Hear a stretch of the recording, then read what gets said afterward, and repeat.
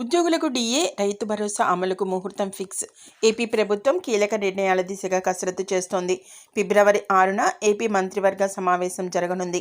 ఈ భేటీలో ఎన్నికల హామీలతో పాటుగా పాలనాపరంగా కొత్త నిర్ణయాలకు ఆమోదముద్ర వేయనున్నారు.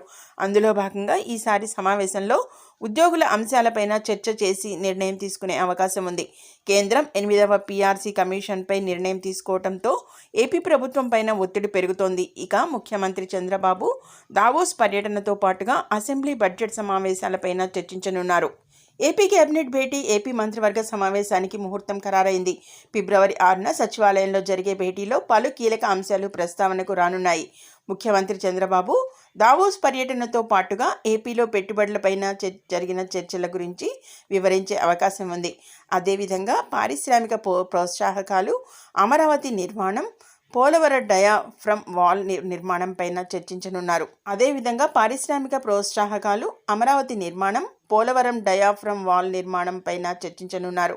ఫిబ్రవరి 1న కేంద్రం ప్రవేశపెట్టే బడ్జెట్ పైన చర్చించి రాష్ట్ర బడ్జెట్ ప్రవేశపెట్టేందుకు అసెంబ్లీ బడ్జెట్ సమావేశాల నిర్వహణపైన నిర్ణయం తీసుకోనున్నారు. ఇక ఉద్యోగులకు డిఏ.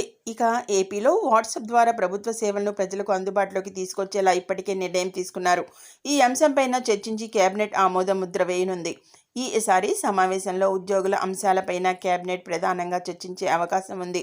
ఉద్యోగులకు దాదాపుగా 26,000 కోట్ల మేర వివిధ చెల్లింపులు బకాయిలు ఉన్నాయి. అందులో కొంతమేర చెల్లించేందుకు ప్రభుత్వం తాజా నిర్ణయం తీసుకుంది. పెండింగ్ డిఏలపైన ఈ సమావేశంలో చర్చించడంతో పాటుగా ఒక విడత చెల్లింపుకు ఆమోదించే అవకాశం ఉందని తెలుస్తోంది. అదేవిధంగా పీఆర్సీ ఏర్పాటుపైన చర్చ ఉంటుందని భావిస్తున్నారు. అలాగే ఇక అన్నదాత సుఖీభవ నిధులు, అదేవిధంగా కూటమి అధికారంలోకి వస్తే రైతు భరోసా నిధులు 20,000కు పెంచుతామని ఇచ్చిన హామీ అమలు ముహూర్తం ఖరారు చేయనున్నారు.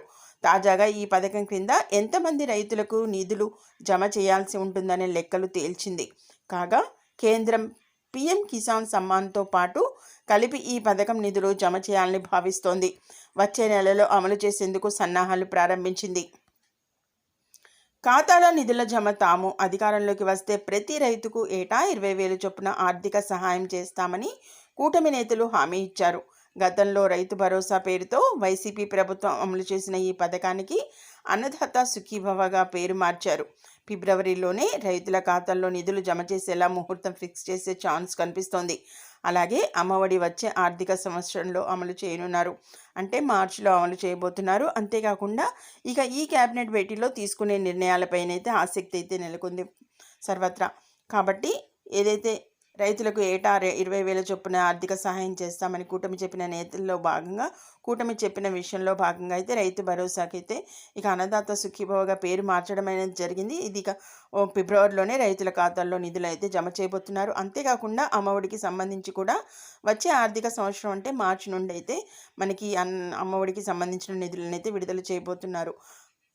అలాగే ఉద్యోగులకు డిఏపై కూడా ఇక చర్చ అనేది జరిపి ఈ నిధులను కూడా విడుదల చేసిపోతున్నట్టుగా మనకి మెయిన్ ఇంపార్టెంట్ అప్డేట్ అయితే ఈ విధంగా ఉంది.